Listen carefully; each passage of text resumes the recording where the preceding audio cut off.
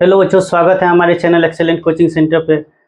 मैं MD sir sir आप लोगों को वेलकम करता हूं। आज से हम लोग क्या करेंगे, अब शॉर्ट वीडियो बना बना करके आप लोगों को एक अंक वाले जो ऑब्जेक्टिव क्वेश्चन है मैथ में, अब आप लोगों को मिलेगा। जैसा अभी देख रहे हैं क्लास 10th का ये क्वेश्चन है, ये पहला और दूसरा। ये बिहार बोर्ड में इस तरह का क्वेश्चन भर भर के ये अब बहुपद चैप्टर से अल्फा और बीटा पर आधारित क्वेश्चन पूछता है। तो ध्यान दीजिएगा, ये क्वेश्चन हम समझाते हैं, एक क्वेश्चन हम बताते हैं, दूसरा क्वेश्चन आप बना करके देखिएगा और कमेंट कीजिएगा कि इसका सही आंसर क्या होगा। क्लास 10th का है, ऑब्जेक्टिव में बहुपद चैप्टर से इस तरह का क्वेश्चन बहुत आता है। और ये मैट्रिक परीक्षा 2027 की तैयारी कर रहे हैं और जो बच्चे बिहार बोर्ड की तैयारी कर रहे हैं इनके लिए वो बहुत इंपॉर्टेंट रहेगा ये सब क्वेश्चन। वैसे ही हम क्या करेंगे, अब हर दिन 1 मिनट से कम कम देर में शॉर्ट वीडियो बनाकर आप लोगों को एक एक ऑब्जेक्टिव की तैयारी किया जाए और ऐसा ही क्वेश्चन आप लोगों को एक होमवर्क दे दे ताकि आप लोगों की तैयारी होती रहे। तो देखेंगे इस क्वेश्चन को कैसे बनाइएगा, ध्यान दीजिएगा सही बच्चे।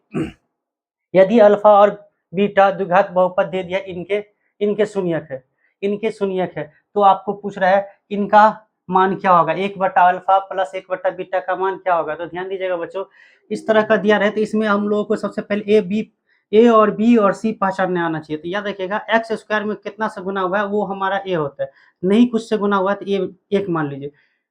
बी क्या होता है, तो एक्स में कितना से गुना हुआ है, तो एक्स में कितना से गुना हुआ है 2 से। अगर माइनस रहता तो हम माइनस लेते प्यारे बच्चों। अब सी कितना, हमें 1 मिनट के अंदर में ये सवाल को सॉल्व करना है। सी बराबर कितना हो गया 3। अब आप लोगों को क्या करना है, 2 चीज़ याद रखना है कि अल्फा प्लस बीटा और अल्फा इंटू बीटा क्या होता है प्यारे बच्चों।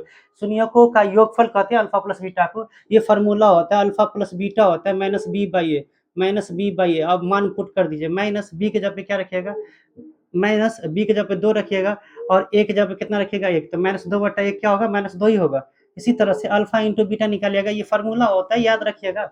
याद रखिए प्यारे बच्चों, ये अल्फा प्लस बीटा को कहते हैं शून्यकों का योगफल और अल्फा इंटू बीटा को कहते हैं शून्यकों का गुणनफल। तो ये फार्मूला होता है alpha into beta c by a. रखिए मान, सी का मान कितना हो गया 3 बट्टा कितना 1, कितना हो गया 1। तो 3/1 को क्या लिखेंगे 1। अब जो क्वेश्चन मान निकालना है उसको देखिए, किसका मान निकालना, 1/अल्फा का प्लस 1/बीटा का। जब इसको भिन्न जोड़ कीजिएगा तो अल्फा अल्फा और इन बीटा का एलसीएम आएगा, अल्फा इंटू बीटा आएगा प्यारे बच्चों। अल्फा से अल्फा कट गया, बीटा का गुना 1 से होगा तो बीटा एकन बीटा प्लस अल्फा। अब यहाँ से मान पुट कर दीजिए, बीटा प्लस अल्फा का मान कितना है, बीटा प्लस अल्फा का मान कितना है, यही अल्फा प्लस बीटा ही को इस बार क्या हो गया, बीटा प्लस अल्फा हो गया, तो -2। और अल्फा इंटू बीटा का मान कितना आया 3। तो इस तरह से जो ऑप्शन हमें मिल रहा है -2/3, कौन सा ऑप्शन, बी ऑप्शन को मिल रहा है। बी ऑप्शन हमारा सही आंसर हो गया।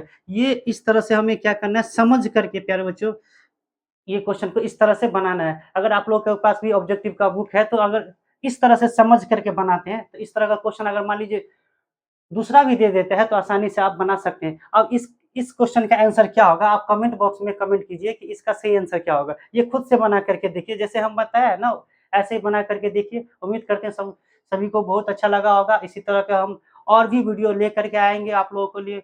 हर दिन वीडियो एक ऑब्जेक्टिव में लेके आएँगे। और चलिए धन्यवाद।